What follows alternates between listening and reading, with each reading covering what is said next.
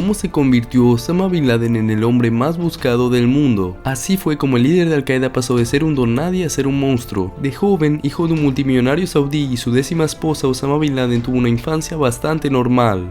Heredó millones de dólares de la familia de su padre, estudió economía y administración de empresas en la universidad y combinó una profunda devoción por el Islam con un amor por los elementos seculares de la cultura como el fútbol. Incluso estudió brevemente en Oxford y se hizo hincha del club de fútbol inglés Arsenal. Y su vida personal tampoco delataba un futuro terrorista. Osama Bin Laden se casó por primera vez en 1974 y luego siguió casándose. Para 1987 tenía 4 esposas, aunque se divorció una vez. Esto no era raro para las élites saudíes y pronto se convirtió en padre muchas veces. Fue descrito como un padre estricto y alguien que vivía un estilo de vida humilde y frugal, pero ciertamente no un hombre peligroso. Pero la tragedia pronto entraría en su vida, y ese podría haber sido el comienzo de la oscuridad. El padre de Bin Laden murió en 1967 en un accidente aéreo causado por su piloto estadounidense. En 1988 su hermanastro también moriría en un accidente aéreo mientras visitaba los Estados Unidos. Estas dos tragedias familiares lo iniciaron en el camino del odio a los Estados Unidos. Es posible, pero las raíces de su odio podrían encontrarse en otro conflicto. Bin Laden era millonario y eligió usar ese dinero de una manera un poco inusual, comprando su camino hacia una guerra en curso.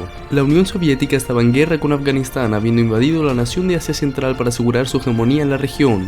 Bin Laden vio como el poderoso ejército de la Unión Soviética derrotaba a los rebeldes afganos y se enfureció. El devoto musulmán Bin Laden sintió que tenía que hacer algo, así que viajó a Pakistán y se unió al militante Abdullah Azam para financiar la rebelión allí. Y ese sería el comienzo de su descenso al radicalismo. Si bien este fue el primer roce de Bin Laden con la guerra contra una superpotencia, pero no sería el detonante que lo convirtió en el hombre más buscado del mundo. Después de todo, los soviéticos no lo veían de una manera diferente a cualquier otro soldado afgano. En cuanto al oeste y particularmente a los Estados Unidos, en realidad lo encontraron bastante útil. Después de todo, los soviéticos eran sus enemigos geopolíticos y cualquiera que pudiera hacerles la vida más difícil era bienvenido. Si bien no fue entrenado directamente por los Estados Unidos, a pesar de lo que afirman algunas teorías de la conspiración, tenía una relación significativa con la inteligencia saudí y los mujahidines en su conjunto estaban respaldados por Estados Unidos. Y entonces las cosas salieron terriblemente mal. A medida que avanzaba la guerra y el dinero de Bin Laden ayudó a los afganos a cambiar el rumbo, convirtió su pequeña empresa rebelde en una operación más grande. Pronto aparecieron campos de entrenamiento por todo Pakistán y Afganistán.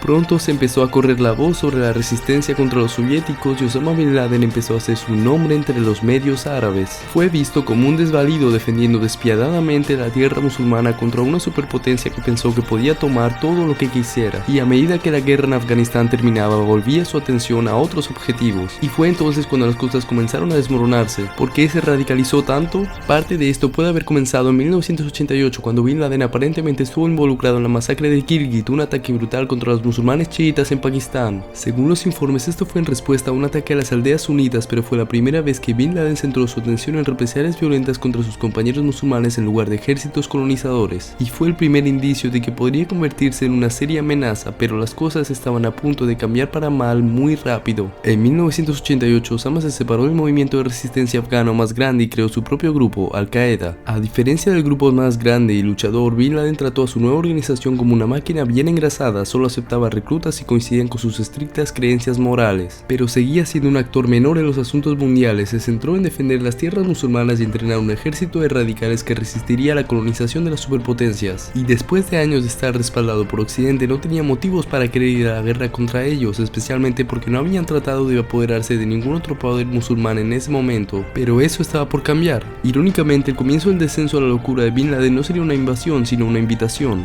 Regresó a Arabia Saudita como un héroe conquistador en 1989, donde usó sus recursos para influir en la política afgana y pakistaní desde la lejanía. También trató de involucrarse en la política caótica de Yemen, pero los líderes sauditas lo restringieron. Entonces la guerra volvió a casa cuando el dictador iraquí Saddam Hussein invadió la nación de Kuwait en el Golfo Pérsico para apoderarse de su petróleo, y el mundo entero se unió para defenderlo. Parte de ese esfuerzo fue el estacionamiento de tropas occidentales en Arabia Saudita como un punto de partida conveniente y para proteger a los saudíes si se Saddam venía por ellos a continuación. Pero Bin Laden no lo vio así. Mientras que los saudíes vieron a las fuerzas estadounidenses como una garantía, Bin Laden las vio como una invasión. Se reunió con el rey saudí para advertirle que no permitiera a tropas estadounidenses y le preguntaron por su plan. Su respuesta: lo combatiremos con fe, lo que sorprendentemente no se consideró una respuesta aceptable. Las tropas estadounidenses llegaron a Arabia Saudita y Bin Laden perdió la cabeza. Trató de reunir a los clérigos de la nación para denunciar a la familia real, pero estos se negaron. Procedió a reunir a sus seguidores radicales y ellos decidieron que si las tropas estadounidenses no perdían solas, él las vencería. Y a partir de aquí todo se intensificó. Las primeras señales de hasta dónde estaba dispuesta a llegarían en noviembre de 1990, cuando el FBI allanó al socio de un operativo de Al-Qaeda que vivía en Nueva Jersey. Estaban buscando pruebas de complots terroristas y los encontraron a montones. Aparentemente los planes de Al-Qaeda se habían expandido desde los locales y ahora tenían como objetivo los rascacielos de Nueva York y los rabinos prominentes de derecha, incluido uno que fue asesinado solo 3 días antes de la redada. Si bien aún no tenían pruebas irrefutables que vincularan los complots con Bin Laden, pero estaba claro quién estaba moviendo los hilos y los saudíes pronto tomarían medidas. Fue en 1991 cuando los saudíes finalmente se cansaron de que Bin Laden insultara públicamente a su gobierno por el acuerdo con Estados Unidos y tomaron medidas para expulsarlo del país. Fue despojado de su ciudadanía y enviado al extranjero, primero instalándose en Afganistán con sus seguidores y finalmente mudándose a Sudán. Favorecía a los países desérticos con un gobierno central débil, por lo que podía construir tranquilamente un arsenal y una red de campos de entrenamiento sin que las autoridades se involucraran. Estados Unidos ahora estaba al tanto de sus actividades y lo veía como una amenaza potencial, pero aún era un factor menor en los últimos días de la Guerra Fría. Pero eso estaba por cambiar.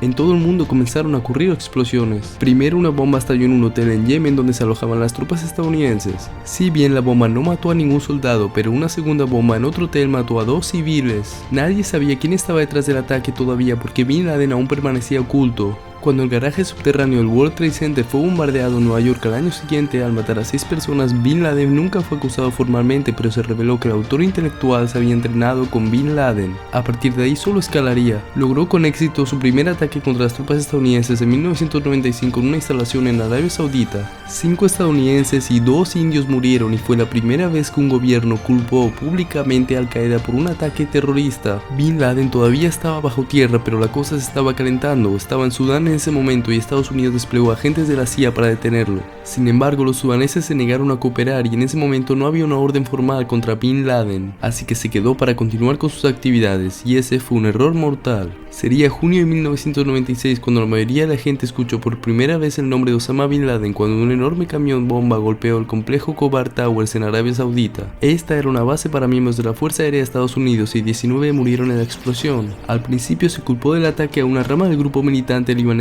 Hezbollah, pero pronto resultó ser falso ya que Osama Bin Laden decidió hacer una declaración pública de guerra a Estados Unidos. Conocido como su primera fatwa, culpó a Estados Unidos por su presencia continua en suelo saudita y difundió elaboradas teorías de conspiración sobre los planes de Estados Unidos e Israel para Oriente Medio. Ahora estaba claro para las autoridades estadounidenses que iba a ser una gran amenaza. No pasaría mucho antes de que volviera a atacar. Apuntar a los soldados estadounidenses era una cosa y Bin Laden era visto principalmente como otro enemigo en el campo de batalla que había que conquistar. Pero el núcleo de su visión radical era que la guerra no solo era necesaria contra las fuerzas estadounidenses, todos los estadounidenses y sus aliados, sin importar dónde estuvieran, eran objetivos legítimos para sus fuerzas, y decidió demostrarlo con una serie de ataques en 1998 contra los sitios más importantes y protegidos del mundo diplomático, las embajadas. Atacar a una embajada se considera uno de los crímenes más graves del derecho internacional y Bin Laden quería que el mundo supiera la gran amenaza que él representaba, así que no solo atacó a una, sino atacó a 2. Simultáneamente, el 7 de agosto de 1998 se produjeron un par de atentados con bomba en Dar es Salaam, Tanzania y Nairobi, Kenia,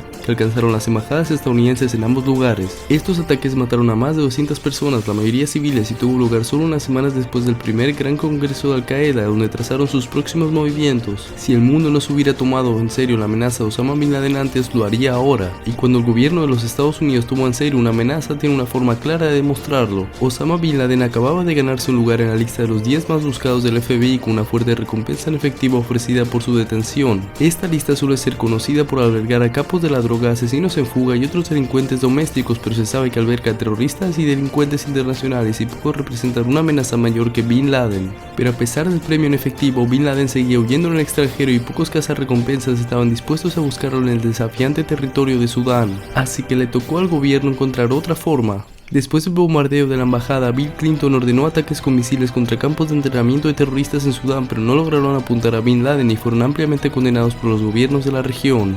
Bin Laden siguió suelto y continuó reuniendo un ejército de militantes para atacar a los estadounidenses y sus aliados en todo el mundo. Cuando llegó el cambio de milenio, llevaría a cabo otro ataque impactante bombardeando el destructor USS Cole y matando a 17 marineros. Fue su primer ataque exitoso contra un importante barco militar de los Estados Unidos y Bin Laden ahora estaba firmemente en su lugar como la amenaza número uno para la seguridad de los Estados Unidos y el hombre más buscado del mundo. Y esto solo había empezado.